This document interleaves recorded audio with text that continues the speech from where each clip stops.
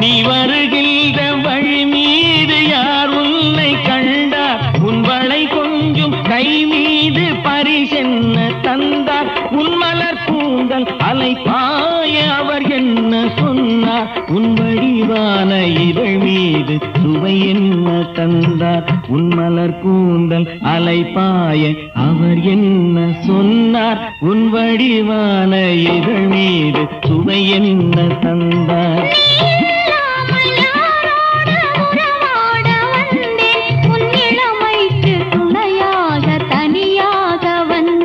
நான் மலரோடு தனியாக ஏன் இங்கு நின்றேன் என் மகாராணி உன்னை காண ஓடோடி வந்தேன்.